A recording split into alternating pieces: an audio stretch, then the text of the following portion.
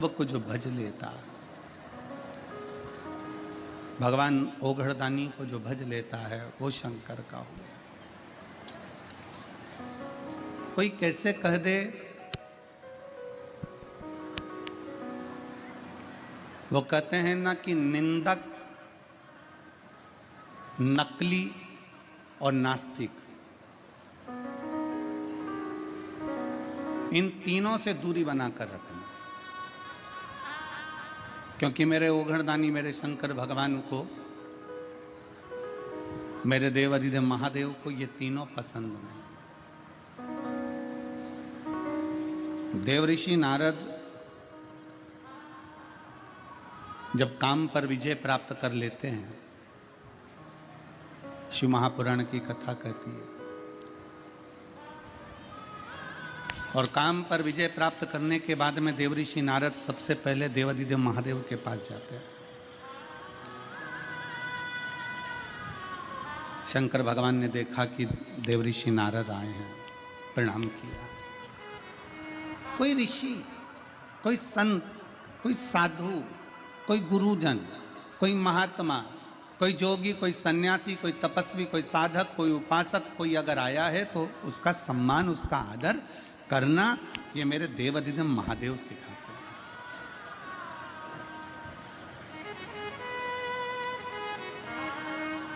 ये मेरे शिव सिखाते हैं। पूरी शिव महापुराण की कथा को उठाकर देख लीजिए, पूरे शंकर के चरित्र को उठाकर देख लीजिए। 24,000 श्लोक की ये शिव महापुराण की कथा, 12 संहिताओं में, 12 खंडों में बटी हुई है शिव महापुराण की कथा। पूरी कथा में किसी भी देवी या किसी भी देवता की कहीं निंदा नहीं।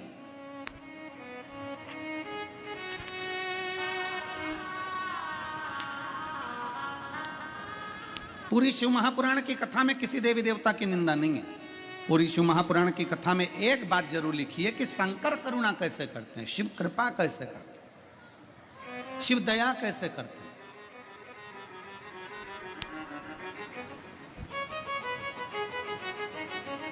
भगवान को प्रिय नहीं है निंदक, भगवान को प्रिय नहीं है नकली, भगवान को प्रिय नहीं है नास्तिक। शिव को प्रिय नहीं है ये तीनों प्रिय नहीं है। ना निंदक प्रिय है, ना नकली प्रिय है, ना नास्तिक प्रिय है। शंकर की प्रियता ही नहीं।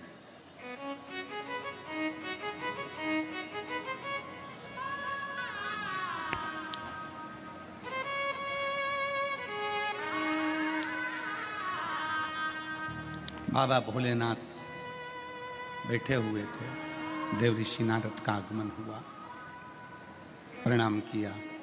नारद जी आए, प्रणाम, आदर किया, सम्मान किया, सत्कार किया। नारद जी आइए, क्या बात है। देव ऋषि नारद जी ने कहा कि भोले बाबा, हे शिव शंकर, जिस कामदेव पर आप विजय प्राप्त नहीं कर पाए, उस कामदेव को मैंने जीता है, मैंने स्वयं जीता है।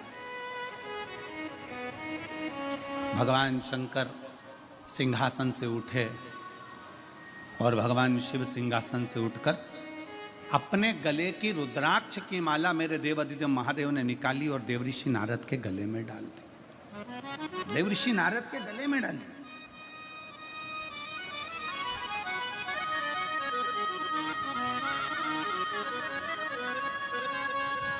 माला का मतलब जानते हो आप लोग?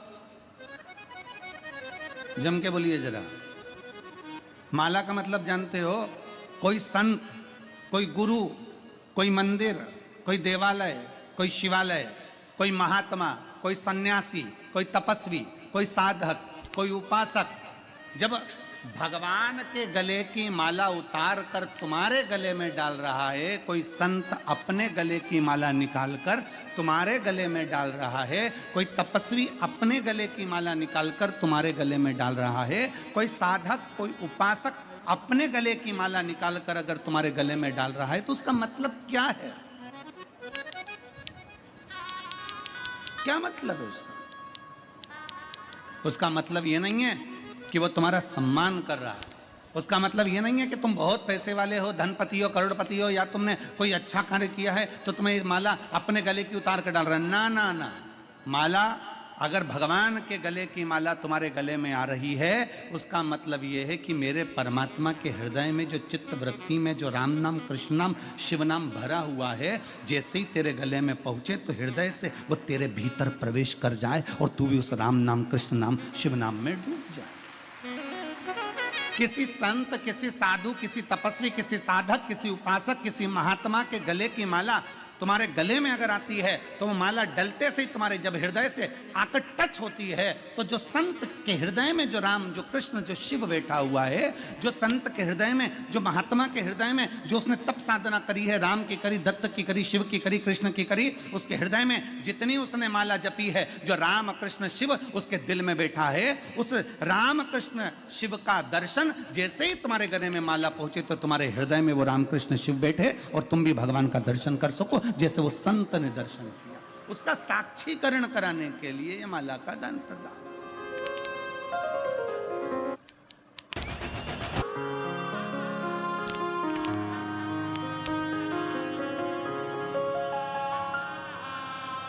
और मैंने तेरे ही भरोसे बाबा, तेरे ही भरोसे हवा बिच उड़ती जावांगी बाबा, डोर हथो छठी ना मैं कटी जावांगी।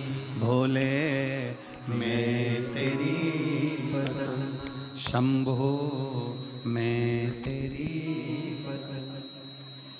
हवा बिच उड़ती जावांगी बाबा, डोर हथो छड़ी ना मैं कटी जावांगी। माला शिव ने अपने गले की रुद्राक्ष की माला निकालकर शंकर भगवान ने देव ऋषि नारद को वो माला दे दी।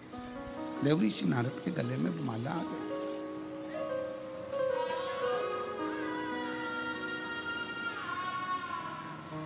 भीतर देवऋषि नारद के हृदय चित्त में भीतर अहंकार बहुत भर गया था।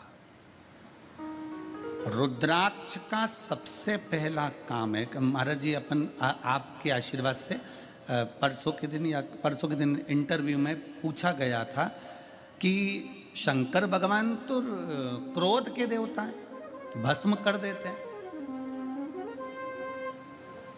शिव जी को तो क्रोध का देवता बताया गया है, वो तो भस्म कर देते हैं। इंटरव्यू लेने वाले वो भव्य जी ने पूछा कि शंकर जी तो क्रोध करते, क्रोध के देवता, आपका क्या कहना है? हमने भव्य जी को एक बात मां गंगा की गोद में बैठकर मणिकर्णिका की साक्षी में कही कि शंकर भगवान को लोग कहते हैं ये भस्म कर देते हैं, पर शंकर को समझो तो सही, शिव अनायास कभी क्रोध नहीं करते, कभी क्रोध नहीं करते। अगर शंकर भगवान क्रोध के देवता होते तो उनका नाम आशुतोष नहीं होता, उनका नाम आशुतोष नहीं होता।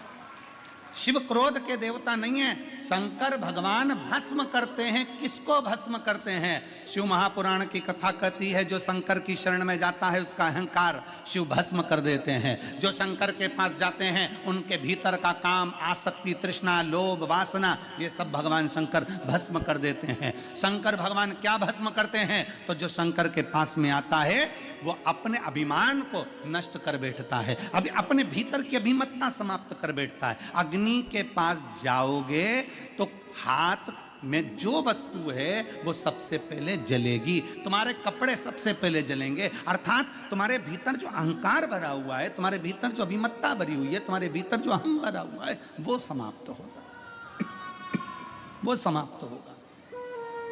तुम्हारे भीतर जो भरा हुआ,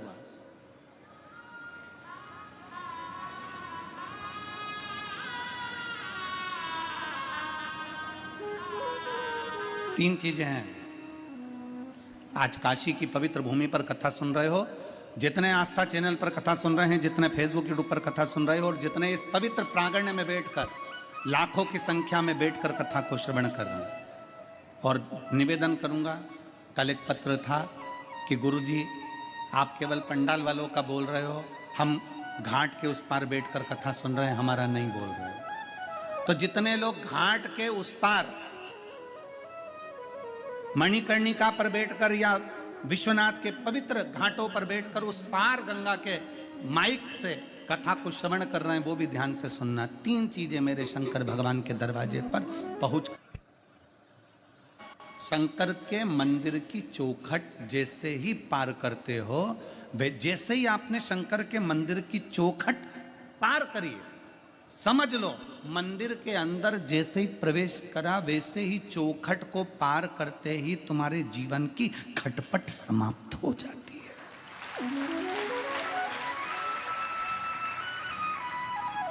मंदिर में, भगवान शंकर के देवालय में, शिवालय में जैसे ही प्रवेश करोगे, चौखट के अंदर गए और खटपट समाप्त। दूसरा, भगवान शंकर के मंदिर में पहुंचकर जब शिखर का दर्शन करते हो, शिखर,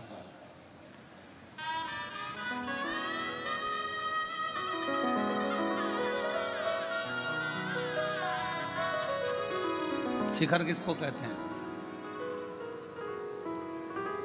बोलिए, जम के बोलिए। जो बनता गया है, पत्थर का बनते बनते बनते बनते ऊपर तक गया, वो शिखर है। ऊपर एक मंदिर की प्राण प्रतिष्ठा जब होती है तो उस पे तांबे का, पीतल का, सोने का, चांदी का, हीरे का, जवाहरत का, जिसका भी एक कलश चढ़ता है। मंदिर की कीमत अगर 100 करोड़ रुपए है, मंदिर की कीमत अगर मंदिर की बनवाई, उस मंदिर की पूरे पत्थर की कारीगरी या मंदिर की बनवाई 100, 200, 500 करोड़ रुपए अगर लग गई है, पूरे मंदिर की कीमत आंक लीजिए। पूरे मंदिर में अगर 50 लाख रुपए लगे हैं, 25 लाख रुपए लगे हैं, 40 लाख रुपए लगे हैं, उसके ऊपर जो शिखर चढ़ता है तांबे का, पीतल का, जो भी शिखर चढ़ाते हो, ईमानदारी से बोलना, वो 50 लाख का आता है क्या? जम के बोलो जरा। नहीं। वो 2 करोड़ का आता है क्या? नहीं। 10 करोड़ का आता है क्या? नहीं। मंदिर को बनाने में तुम्हारे 10 लाख लग गए, मंदिर को बनाने में तुम्हारे 50 लाख लग गए, मंदिर को बनाने में तुम्हारे 100 करोड़ लग गए, पर उसके ऊपर जो तांबे का, पीतल का शिखर चढ़ रहा है, उसकी कीमत ज्यादा से ज्यादा 10, 20, 25, 50, 1 लाख रुपए होगी, इससे ज्यादा नहीं होगी। मंदिर की कीमत ज्यादा है पर शिखर की कीमत कम है। फिर भी मेरे भोले बाबा ने यह प्रेरणा दी है कि मंदिर भले 100 करोड़ का होगा, पर शिखर अगर 10 का भी है तो कीमत उसकी प्रथम है, क्योंकि छोटे को लेकर ऊपर बढ़ना है। छोटे को लेकर ऊपर बढ़ना है।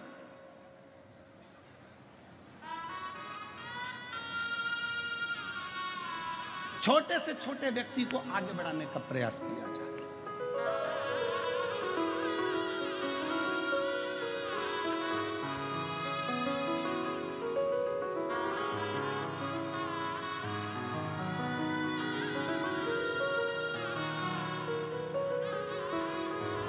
तुम्हारे घर में शादी हुई है? किन किन के घर में शादियां हुई हैं बताओ? छोरा की, छोरी की, रिश्तेदार की, देवर की, देवरान, जो भी हो, ननद आदि, किसी की शादी तो हुई है। चलो ठीक है। शादी में बर्तन वर्तन आए हैं? दहेज में आए ना? इतना बड़ा भगोना, इतनी बड़ी परात, इतने बड़े बड़े बर्तन, इतना बड़ा हंडा, इतनी बड़ी थाली, सब बड़े बड़े बर्तन है। और शादी में चम्मच भी आई, गिलास भी आई, छोटी थाली भी आई, प्लेट भी आई, कटोरी भी आई, बड़े बर्तन। आप में से कितने लोग हैं जिनके घर में सारे जो दहेज में बड़े बर्तन आए थे, वो सारे बर्तन आज भी तुम प्रयोग में कर ले रहे हो? रोज प्रयोग में ले रहे हो? रोज उपाय प्रयोग में लेते हो क्या? रोज उसमें खीर बनाते हो क्या? रोज उसमें सब्जी बनाते हो क्या? बड़े बर्तन में रोज सब्जी नहीं बनती, बड़े बर्तन में रोज आटा नहीं उसनता, बड़े बर्तन में रोज चाय नहीं बनती, बड़े बर्तन में रोज खीर नहीं बनती। बर्तन जो छोटे छोटे हैं ना, वो तुमने निकाल लिए, रोज प्रयोग में आ रहे हैं। बड़े तो कभी कभी काम आते हैं। उसी तरह मेरे विश्वनाथ कहते हैं कि छोटों को साथ लेकर आगे बढ़ो, क्योंकि ये छोटे हमेशा काम आएंगे, बड़े एक दिन छूट जाएंगे। छोटे